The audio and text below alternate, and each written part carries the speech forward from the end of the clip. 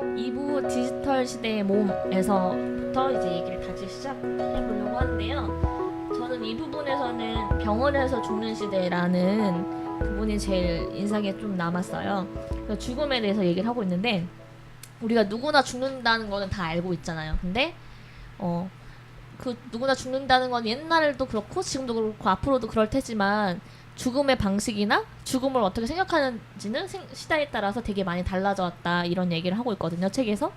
그리고 이게 죽음을 어떻게 보는지가 노화에 대한 관점에도 영향을 미친다 이런 얘기를 하고, 옛날에는 죽음이 집에서 있었던 일인데 내 생활공간 이제 병원으로 오면서 어떻게 그 관점이 바뀌어졌는지 이런 얘기를 하고 있거든요.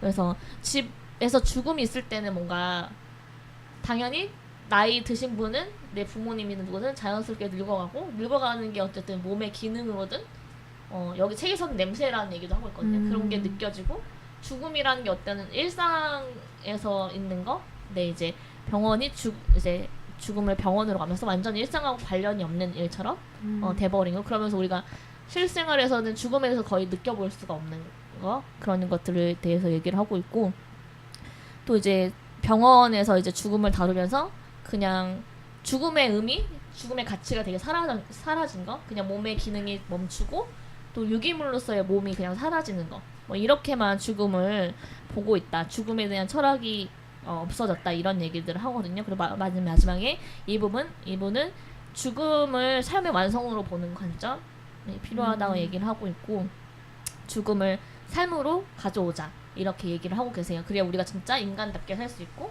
죽음은 우리의 인생을 완성시키는 부분이다라고 얘기를 해주고 계시거든요. 그래서 몸하고 죽음은 약간 이렇게 연관돼서 생각하진 않았던 것 같아요.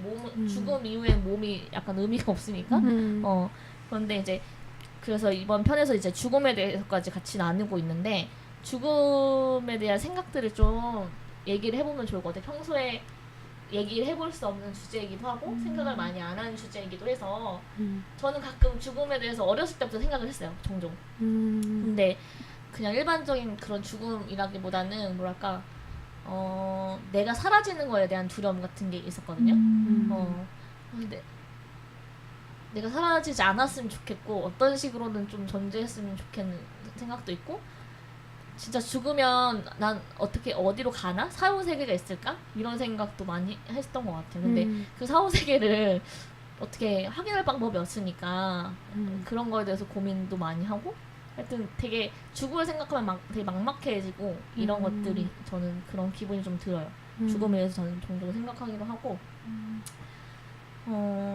근데 이제 아직은 죽음을 뭐랄까 친구가 죽거나 아주 가까운 사람이 죽거나 이런 경험이 없어서 되게 실감나진 않는 것 같아요. 근데 앞으로 이제 부모님 나이를 생각하고 그러면 이제 정말 돌아가실 수 있는 거를 염두에 둬야 되는 거잖아요. 그리고 막 엄마가 이제 너희와 함께 할 날이 옛날보다는 많지 않다 이렇게 얘기를 하셨거든요. 그럴 때 진짜 죽음에 대해서 좀 더 다가오는 거, 나한테 내 부모님이나 아니면 부모님의 친구들도 돌아가시는 분들이 생기고 이런 것들이 나의 문제로 조금씩 다가오는 것 같아요. 두 분은 죽음에 대해서 혹시 생각해본 적이 있는지? 죽음이라고 나의 죽음? 혹시 죽음이라고 생각하면 어떤 마음이 드는지?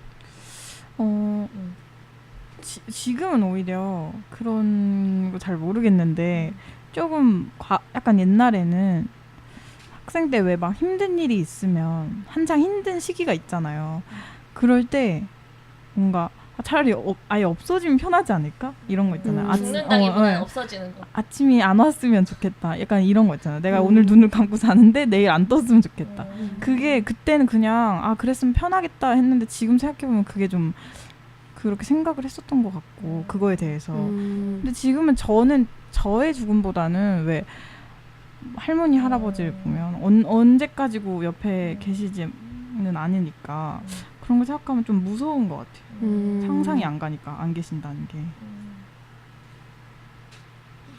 혜배님은? 저는 죽음에 대해서 예전에는 되게 슬프게 생각했었거든요. 가족들이 죽는다면 되게 슬플 것 같고 항상 그거를 슬프게만 받아들였는데, 죽음은 언제 누구한테나 분명히 일어나는 일이니까 그거를 죽음의 모양이 어떠한지가 되게 중요한 것 같아요. 죽음이 사고로 일어날 수도 있고 뭐 병이 들 수도 있고 노화로 죽을 수도 있는데 항상 저희 어머니가 자기는 잘 죽었으면 좋겠다라고 말씀하시거든요. 죽는 그날까지 자기가 자기 손으로 밥 먹고 자기 발로 화장실 갔다가 자는 숨에 죽었으면 좋겠다라고 말씀을 하시는데 저는 그게 진짜 맞는 말인 것 같고 저도 그렇게 죽고 싶어요. 잘. 존엄이라고 해야 되나? 그런 네. 거를 잃지 않고 생활을 하고 건강하게. 자기도 본인도 그게 편하고 되게 괴로울 것 같아. 음. 정신은 또렷한데 어쨌든 몸이 잘 안 따라주고 이런 맞아. 상황들을 받아들이는 게 그쵸. 쉽지 않고.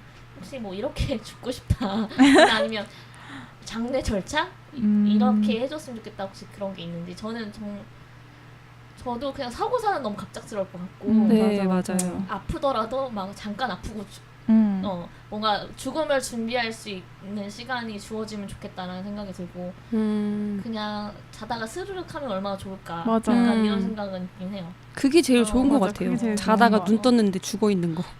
그게 제일 영원히 나이가 살고 싶어. 되면 나이가 영원히 되면 냉동인가 시키죠. 영원히. 그리고 장례를 한다면 저는 약간 나무 밑에 그 묻는 수목장? 거 있잖아요. 수목장 해주면 좋을 것 같고 수목장이면 좋을 것 같고 그리고 막 장례식도 막 그런 뭐지 병원에서 막 하는 거 있잖아요. 그 뭐라고 장례 막 사람들 오고 막 인사하고 이런 거 말고 그냥 집에서 어떤 시간에 뭐 저녁 6시에 다 같이 모여서 저에 대해서 얘기를 하고 저를 추억하는 시간 갖고 맛있는 거 먹고 헤어지고 그러면 되게 좋겠다라는 생각은 있어요. 근데 그렇게 하고 싶지만 되게 그게 쉽지는 않은 거? 문화적으로 원래 하던 방식들이 있으니까 그거를 어쨌든 주변 사람들한테 설득시켜야 되고 이러잖아요. 그래서 그렇지 않으면 그런 식으로 해주면 좋겠다? 이렇게 생각을 하고 근데 아직은 이렇게 얘기하지만 실감나는 건 아닌 것 같아요. 죽음이 맞아. 이렇게 얘기하더라도. 근데 이제 문득 이제 두려워지는 거죠. 죽긴 죽을 거니까. 그리고 이제 종교가 있으신 분들은 저는 교회를 다니는데 이제 천국에 대해서 얘기하잖아요. 근데 너무 미안하긴 한데 너무 뜬구름 잡는 약간 천국에 대한 이미지가 없잖아요. 사실 어떤 곳이고 막 이런 거. 그리고 막상 죽었는데 없으면 어떡하지? 사실 저는 그런 생각도 해요. 그때 가서야 내가 믿었던 것이 어쨌든 눈으로 확인할 수 있는 상황이 되는 거잖아요. 그래서 그런 것들에 대해서 좀 생각을 하는 것 같아요. 어때요? 나의 장례 절차 뭐 이런 거. 근데 진짜 그런 건 생각을 해본 적이 없어가지고 장례 절차. 근데 사실 저 옛날엔 왜 나이가 돼서가 아니라 만약에 사고사로 그렇게 됐을 때 장기 기증 이런 걸 생각했었는데 최근에 막 뉴스에서 그렇게 했는데 그 처리된 그 시체를 알아서 약간 그러니까 다시 그러니까 보호자가 그거를 약간 가져가야 돼요. 다시 케어를 해야 된다 약간 이렇게 해서 내가 이런 거 보려고 내 아들을 이렇게 그러니까 이런 얘기가 나오는데 이거 안 될 것 같은 거예요. 안 될 것 같은 거예요.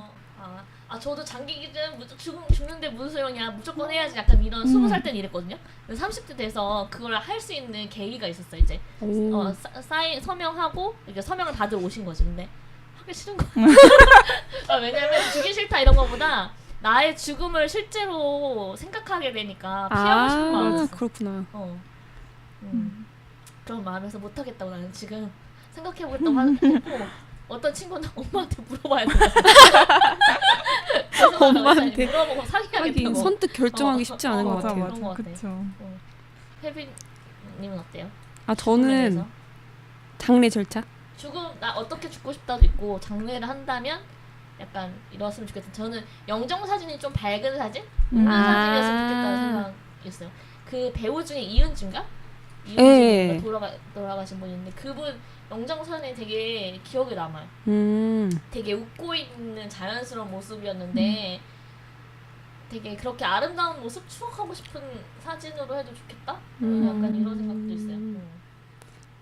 저도 죽음에 대해서 막 엄청 고뇌해 본 게 아니라서 근데 제가 초등학교 때 수목장을 듣게 된 거예요.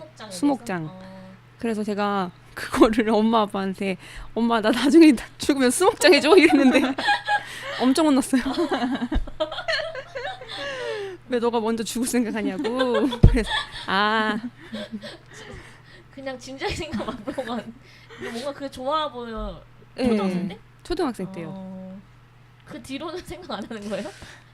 그 뒤로 근데 죽음에 대해서 깊이 생각해 본 적이 맞아. 없어서 생각을 그렇게 별로 그런 것 같아요. 되게 일본은 되게 죽음에 대해 죽기 전에 유언하는 거나 그런 재산이나 이런 거 되게 구체적으로 뭐 다잉 노트라고 해야 되나? 그런 것도 되게 잘 돼 있어서 죽음에 대해서 생각해 볼 기회가 좀 더 많은 것 같아요. 그래서 우리도 좀 더 죽음에 대해서 어린 나이더라도 어쨌든 그런 것도 생각해 볼 수 있는 기회들이 조금 더 많으면 좋을 것 같아요. 네.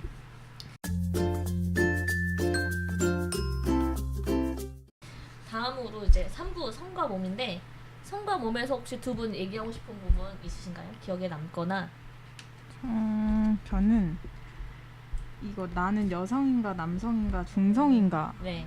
이 부분이 되게 읽을수록 뭔가 약간의 그런 성차별적인 부분도 다루는 것 같고 저는 여기서 이 가부장제 문화라는 걸 설명을 하면서 여성을 아름다움에 가둔다라는 그 말이 되게 와닿았어요. 여성의 아름다움은 힘이며 권력이지만 구속이며 억압이기도 하다라는 말이 또 뭔가 그 문화에서 관습이란 이름으로 여성을 억압하는 것을 정당화하는 것이라는 말도 되게 와닿았고 그리고 이 챕터에서 포르노라는 것도 다뤘잖아요. 이 문제를.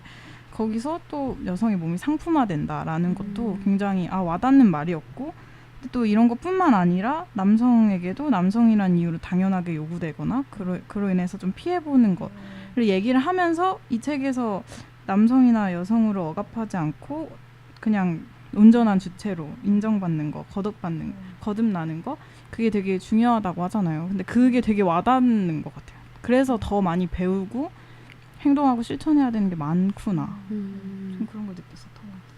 이 책을 그걸 염두하고 한 건 아닌데 되게 맞아요. 페미니즘에 관련된 얘기도 되게 많이 나온 것 페미니즘을 생각하고 쓰신 건 아닌데 여성들이 외모나 몸에서 어떻게 차별받았는지 역사적으로 그런 것들에 대해서 설명해주는 부분이 많아서 페미니즘도 되게 많이 생각을 하면서 보게 됐던 것 같아요. 혹시 혜빈님은 이 3부에서 얘기하고 싶은 분이 있을까요? 저는 가부장제가 길들이는 몸에 대해서 가부장제가 여성의 몸에 어떤 영향을 미치는지 또 사회적인 기준이 생겨버리잖아요. 여자의 몸은 이래야 되고 좀 이래야 더 아름답고 이런 것들이 여자에게 있어서 너무 안 좋은 거죠. 중국의 이제 전족 얘기가 나오는데 천년의 역사가 있었던 발을 이렇게 일부러 작게 만들어가지고 그게 미의 기준인 것처럼 그래서 여성들이 너무 힘들어했던 것처럼 근데 그게 남성들이 강요했을 뿐만 아니라 여자들이 이게 자기가 미의 기준인 줄 알고 자기가 스스로 했다는 것이 이런 여자의 몸에 너무 안 좋은 영향이 끼치는 것 같아요. 맞아. 그 전족을 한 여성들 되게 본인들도 적극적으로 했다는 얘기가 맞아요. 나오고 왜냐면 어쨌든 전족을 하는 건 못 걸어 다니는 건데 그거는 귀족들만 할 수 있는 그런 거였고 본인들도 되게 어쨌든 권력을 갖는 방법, 여성다움을 되게 본인이 그걸 내면화해서 자기 걸로 만들어서 남성의 시각을 열심히 쫓아가고 막 이런 것들도 나오고 맞아. 저는 그냥 전족에 대해서 얘기가 나와서 그 김자인이라고 되게 유명한 클라이밍 선수 아시나요? 어쨌든 그분이 있는데 그분이 발이 되게 작으시거든요. 근데 그 기사 같은 거 보면 전족 같은 발 뭐 이런 것들이 나와요. 그래서 근데 전족이 안 좋은 거고 남성의 어떤 그런 것들 충족해주기 위해서 만들어졌다는 건 또 많이 알려졌는데 아직도 기사를 이렇게 쓰나? 약간 그런 생각이 좀 들었던 것 같아요. 그래서 여성들이나 사람들은 오히려 되게 빨리 받아들이고 바뀌어가고 있는데 기자들은 이런 것들을 아직도 쓰고 있다니 오히려 우리 속도에 못 맞춰주고 있는 느낌? 음. 페미니즘의 시각이든 뭔가 여성주의 시각이든 그런 거에 못 맞춰주고 있는 거 아닌가라는 저는 생각을 했고, 이 부분에 저는 사고 파는 몸이 제일 좀 관심 있게 봤던 부분이에요. 그래서 사고 파는 몸은 결국은 성매매에 대해서 얘기를 하게 되는 건데, 뭐랄까, 성매매를 뭔가 하면 안 될 것 같다는 생각이 들긴 하지만, 되게 파고 들어가면 왜 몸은 팔면 안 돼? 성은 팔면 안 돼? 이 생각까지 가면은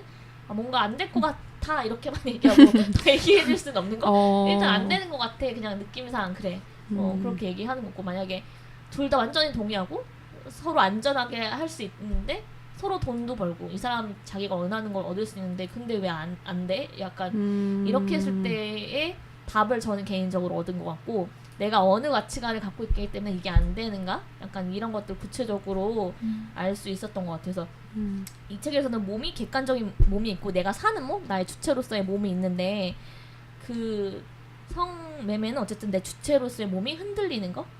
그렇기 때문에 이게 성매매나 성상품화가 문제가 된다고 얘기를 하거든요. 그래서 몸을 소비재처럼 상품으로 쓰면 정말 몸하고 이거 자아랑 같은 거라고 거의 보고 있잖아요. 근데 그게 아니라 몸을 그냥 몸뚱이라고 우리가 표현하는 그냥 물질로만 보게 되고, 내 몸을 나의 주인답게 살 수 없다라고 얘기를 나오고 있어요. 그래서 내가 이 저자와 같이 몸을 그냥 물질로서 보는 게 아니라 그 사람의 존재 자체? 인간의 존재로 보기 때문에 성매매를 반대하는구나, 안 된다고 생각하는구나 라는 저는 그런 생각이 들었고, 꼭 그 직접적으로 성매매를 하는 사람과 파는 사람이 있겠지만 그 성매매를 하는 남성들이 다른 여성을 어떻게 볼까? 라는 그런 시선에도 영향을 미칠 것 같아요. 그런 시선이 있기 때문에 성매매도 가능하겠지만, 성매매를 하면서 하는 여성과 그냥 일반 주위에서 만나는 같이 일을 하거나 가족들을 볼 때 여성관이 얼마나 안 좋을까, 사실 그런 생각을 했어요. 여성은 돈 주고 어떤 성을 살 수 있는 거? 이런 생각도 해봤고, 뭔가 다른 노동은 뭔가 내가 노동에서 2차적으로 만들어진 어떤 물품을 파는 거잖아요. 서비스를 때 낳는 물건은. 근데 약간 성매매는 나 자체를 파는 것 같은, 인간이 직접적인 거래인 것 같은. 그래서 저는 뭔가 안 된다고 생각을 하는데, 두 분 어떠세요? 성매매에 대해서 혹시 의견이 있으신지, 아니면 관련돼서 혹시 성매매에 대해서 들은 에피소드나 뭐 이런 것들이 있는지. 성매매는 사실 뭐 깊게 생각 안 해도 그냥 우리가 인식하기에 안 되는 거라고 알고 있잖아요. 근데 그냥 어떤 다른 분이랑 얘기를 할 기회가 됐었. 그러니까 남자인데 난 여자친구가 있으면 안 하지, 이렇게 말이 나오더라고. 그러니까 여자친구가 있는데 왜 해? 이게 약간 결국은 여자친구가 그런 매체가 되는 거잖아요. 그 말 뜻은 그러니까 여자친구 있기 때문에 갈 필요 없다, 이렇게 들리는 거죠, 저희한테는. 그래서 그건 좀 아니지 않나? 좋지 않은 거 그러니까 같아요. 근데 본인은 그렇게 말을 하면서 아무렇지도 않은 거지. 그러니까 자기는 지금까지 여자친구가 있어서 굳이 갔다? 안 갔다라는 말이, 그게 약간 자기는 그래서 다른 남자들은 다르다. 그렇게 생각을 하고 양심적이다, 있더라고요. 이거. 네. 그러면 그 여자친구는 그러니까 그게 좀 이해가 안 됐어요. 왜 그러게. 저렇게 말을 하는 게 뭐가 잘나서 저렇게 얘기하지? 단둘이 있을 때 얘기한 거야? 아니면 여러 아니요. 사람이 같이 있는데? 근데 남자 한 명에 여자 셋이었거든요. 그러면 문제의식이 전혀 없이 그냥 얘기하는 그냥 오히려 얘기해요. 본인은 그게 괜찮은 네. 거니까. 난 안 갔으니까. 동시에만 안 하면 되는 거니까. 맞아. 그러니까 그런 게 있더라고요. 그래서 좀 그러니까 이렇게 얘기하더라고요. 그건 너무 남자들의 본능이기 때문에 여자친구가 없으면 그럼 어떡하냐. 그러면서 우리한테 뭐 그래서 저는 약간 좀 그런 뭔가 이성이 본능을 못 이긴다는 게 이해가 안 되는 거예요. 제 딴에는. 저도 이해가 안 되네요, 사실. 좀 그렇게 그냥 당연히, 그러니까 너랑 나랑은 생각이 다른가 보다, 이렇게 넘기더라고. 그래서 이게 다른 문제인가, 내가 진짜 이상한 건가, 약간 이렇게 생각하게 되더라고. 그분하고 관계는 어때요? 그게 영향을 미쳤어요, 그 대화가? 아니, 그날이 마지막이었죠. 그거 말고 혹시 다른 에피소드는 없어요? 근데 저는 들은 얘기나 아니면 친구 얘기나 뭐. 저는 누군가가 제 주변에서 직접적으로 성매매를 하는 사람은 없지만 몰라 그거는. 맞다. 몰라. 모른다. 몰라요. 모르지만 근데 제 건너 들어보면은 성매매를 그렇게 많이 하는지 전 진짜 몰랐어요. 그리고 그냥 멀쩡해 보이는 사람들도 많이 성매매를 한다는 걸 정말 몰라가지고 정말 네, 제가 아는 언니의 남편분이 있는 회사에 많은 동료분들이 성매매를 정말 아무렇지도 않게 한다는 거예요. 그래서 저는 가정이 있으신데도 불구하고 그래가지고 너무 깜짝 놀랐죠. 그리고 거기에 대해서 아무 죄의식이 없다는 걸 너무 듣고서 이상한 것 같아. 대체 그게 뭐라고 그렇게까지. 그래서 아니 할 수는 있는데 부끄러워야 될 거 아니야. 근데 아무렇지도 아, 않았는데요. 그냥 이게 당연한 정말 다른 거라고. 건가? 아니 너무 당당하니까. 너무 이게 정말 당당해. 달라서 이런 건가? 약간 이런 생각 들고 이걸 어떻게 이 사람들을 이해해야 되는 거지? 그리고 되게 그러게. 자기 논리들 있잖아요. 왜 이렇게밖에 할 수 없고. 그래도 나는 정정당당하게 한다?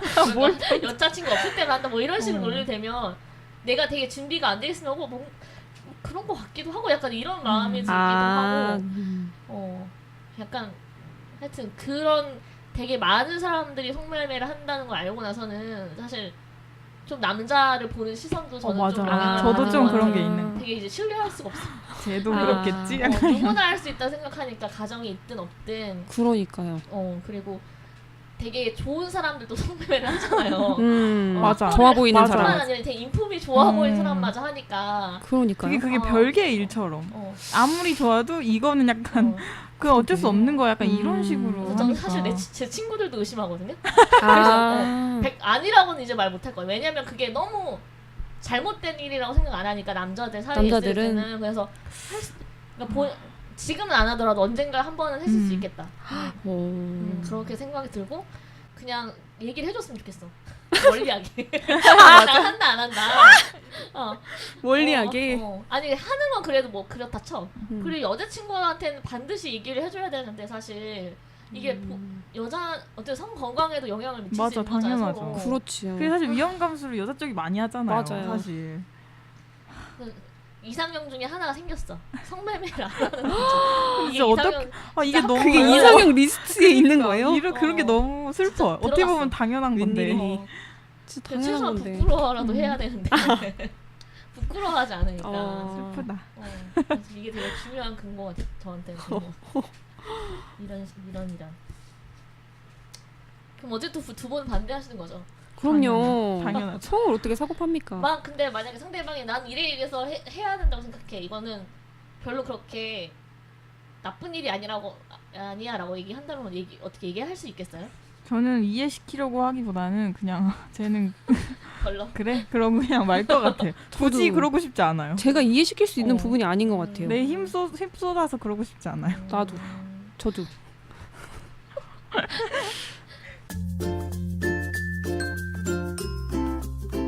저희가 4화로 넘어갑니다. 3화는 몸과 정체성에 대해서 얘기를 하고 있고요. 저는 4화에서 보는 그리고 보이는 몸이 제일 기억에 남았고, 보는 것이 권력이다.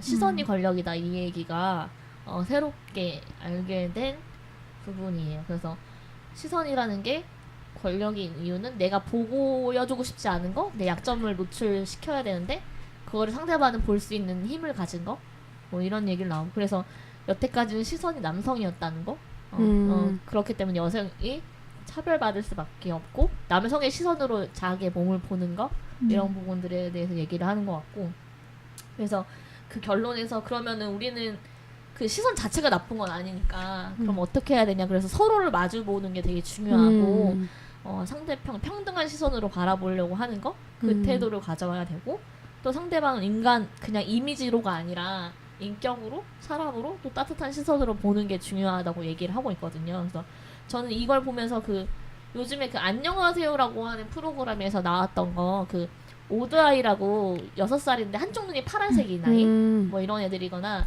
아니면 머리카락이 완전히 백색인 거예요. 그 백색증 아이들 나와서 이제 되게 힘든, 사람들이 생각보다 너무 많이 쳐다보는 거, 그리고 어떤 사람이 뒤에서 저거 뭐 어떤 신체적으로 욕을 하거나 이런 부분들, 그리고 어디 여행을 갔는데 물어보지도 않고 그 아이의 눈만 되게 뚫어져라 뭐 4-5명이 모여서 뭐 구경거리가 되는 그런 상황들 뭐 그런 것들에 대해서 보면서 저런 일이 설마 그렇게 노골적으로 쳐다볼까 생각하잖아요. 근데 실제로 그런 것들이 굉장히 많고 여기서 공손한 무관심이라는 표현이 나오거든요. 그래서 우리가 진짜 보고 싶긴 하잖아요. 이렇게 있으면.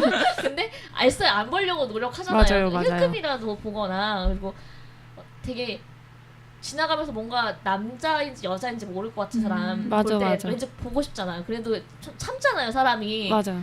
그런 것들이 공손한 무관심이라고 얘기를 하고 있는데 그러면서 아까 이런 공손한 무관심이라는 개념이 좀 많이 퍼졌으면 좋겠다. 맞아. 우리나라는 조금 너무 쳐다보는 거에 너무 쳐다봐. 맞아요. 너무 아무렇지도 않아. 쳐다봐. 그리고 그게 무례하다는 거가 인식이 많이 없어서 그런 것들이 좀 많이 널리 이런 개념들이 좀 감수성이 생겼으면 좋겠어. 이런 맞아요. 공손한 맞아, 무관심에 맞아. 대해서. 맞아요. 뭐 짧은 치마 짧은 바지 그런 것도 마찬가지고 뭐 이거 보면 시선 강간이라는 얘기도 맞아요. 떠올랐거든요. 맞는 예뻐서 쳐다봤는데 뭐 그런 거 가지고 그러냐. 네가 예쁜 건데 막 이렇게 그런 논리가 있잖아요. 그런 것들도 좀 저는 좀 생각이 났고 두 분은 이 중에서 혹시 기억에 남는 게 있나요? 사부에서? 저는 이거 몸은 내 것일까 공동체의 것일까 이거는 사실 제목만 봤을 때도 당연히 내 거지라고 생각을 했었는데 저는 좀 내 거기 때문에 나한테 좋은 거 해주고 싶고 막 예쁜 거 해주고 싶고 그래서 막 예쁘게 가꾸고 그랬었는데 여기 사부에서 수많은 매체에서 아름답다고 설명하는 그 몸을 만드느라 정신없이 시간과 돈을 쓰고 있다라는 게 전 거 같아요. 딱 시간과 돈을 쓰고 이게 딱 전 거예요.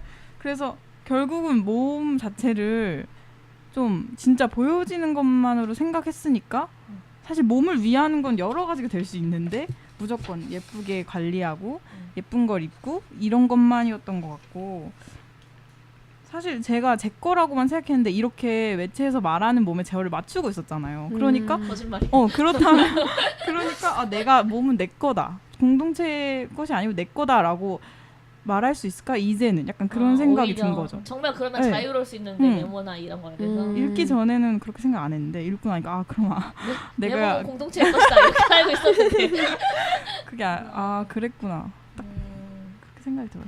저는 이 부분에서 막 왜 짧은 옷 뭐나 뭐 노출인 옷 입으면 안 돼요 막 이런 것들 얘기해서 내 몸 내 건데 내 옷도 내 마음대로 못 입고 막 이런 거가 이해도 됐는데 뭔가 그래도 남는 게 있었거든요. 근데 여기서 몸은 내 몸이기도 하고 내 존재이기도 하지만 어쨌든 외부에서 평가되고 보여지는 몸이라는 측면도 둘 다 같이 있는 거잖아요. 그래서 몸이 의사소통의 도구이고 의사소통의 장이기 때문에 공공적인 부분도 있다. 라는 부분에서 이해할 수도 있을 것 같아요. 그걸 막 무조건 그런 옷차림을 규정하거나 막 억압으로만 볼 게 아니라 그런 측면에서도 같이 보면 좋을 것 같고 그래서 TPO에 맞게 옷을 입는다 이런 얘기를 하잖아요. 상황과 장소에 맞게. 그 정도는 맞춰줄 수 있지 않을까. 페미니스트라도 페미니즘을 좋아하고 나는 내 옷에 결정권이 있다고 생각하지만 의사소통의 측면에서 그렇게 옷을 선택할 수는 있겠다. 그것도 고려해서 해볼 수는 있겠다. 약간 그런 생각을 했어요. 저희 이제 4부까지 얘기를 해봤고 책은 사실 4부에서 끝나요. 근데 저는 개인적으로 이 330페이지에 그 발레리나 강수진의 발을 얘기하면서 나병 환자 같다는 얘기를 하거든요. 근데 나병 환자를 요즘에는 한센인이라고 얘기하잖아요. 좀 순화시킨 병으로. 근데 뭔가 강수진의 발을 일그러지고 되게 흉측한 발로 묘사하면서 장애인의 발과 비교를 한 거예요. 그래서 이거는 뭘까 이 발레리나 강수진님한테도 무례하고 이 장애인 분들한테도 무례한 것 같아요. 요즘에 그 장애인 차별을 강화하는 용어 같은 걸 안 쓰는 거를 얘기를 많이 하잖아요. 맞아. 뭐 벙어리 냉가슴 뭐 이런 거 있잖아요. 눈뜬 장님 같은 거 이런 표현을 쓰지 않는 것들 하고 있는데 이런 책을 쓰신 분들이 이런 표현을 썼다는 게 조금 아쉬운 부분이기도 하고 장애인의 몸에 대한 부분도 이 책에서 다뤄줬으면 좋았겠다. 왜냐면은 사실 몸하고 가장 관련이 깊은 부분들이 장애인 분들인 것 같아요. 왜냐하면 이동권이 되게 제한되어 있으니까. 그래서 저는 가끔 한국에는 장애인이 없나 이런 생각을 할 때가 있거든요. 장애인을 볼 수가 없잖아요.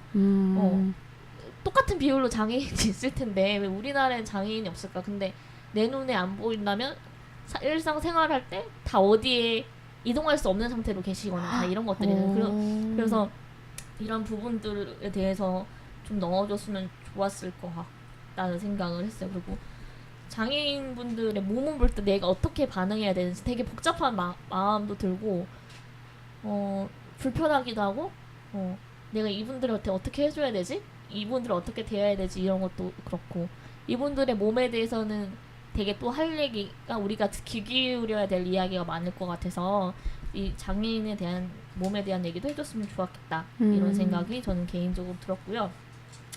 이제 책 팟캐스트를 좀 마무리해 볼 텐데 혹시 이 책을 보고 나서 내가 이거 하나는 좀 바뀐 것 같고 내 실생활에서 내 마음가짐 아니면 습관이라도 바뀔 것 같다 혹시 이런 부분이 있는지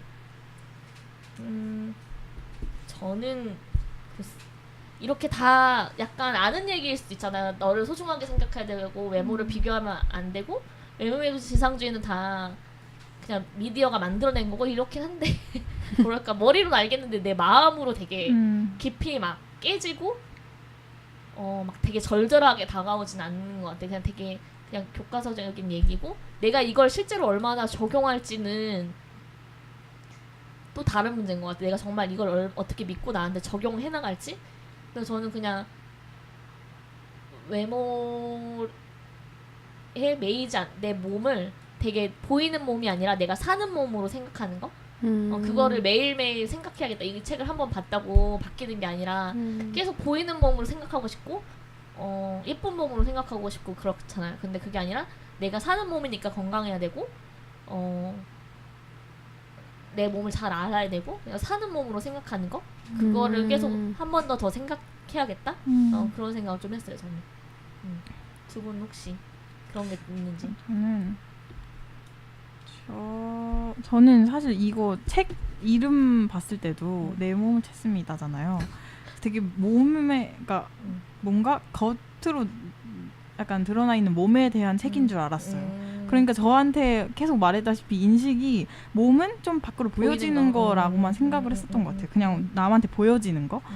근데 이걸 읽고 여기서 말하듯이 진짜 내 인격이 될 수도 있고 내 세계관이 될 수도 있고 내가 어떻게 표현하느냐에 따라 다르다는 게 그 되게 와닿았고 뭔가 그래서 몸 되게 소중히 잘 해야 하는구나 이렇게 좀 생각을 하게 된 것 같아요. 보여지는 몸이 아니라 다른 측면에서도 몸을 생각해볼 수도 있다는 계기가 된 것 같아요. 혜빈님은? 저는 비장해.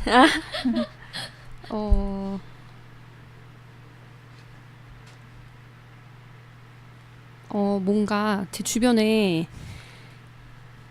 사람들을 볼 때 외모로만 보는 친구들이 좀 많았어요. 그래서 저는 그거에 대해서 되게 불쾌했고 항상 이해할 수 없다라고만 생각을 했었는데 그 친구들이 외모로 사람을 판단하는 생각을 갖게 됐을 때는 어떤 계기가 있었겠구나라고 이해를 좀 하게 됐고 또 저 자체도 뭔가 사람들을 볼 때 막 아까도 말했듯이 젊음만이 아름다운 것이 아니다 이런 것처럼 뭔가 외모에 대해서 평가하고 외모로만 기준을 잡는 것이 아니라 그 사람들에 대한 본연의 아름다움을 더 보고 더 얘기해줘야겠다라고 생각이 들었어요. 그 사람들의 본연의 아름다움을.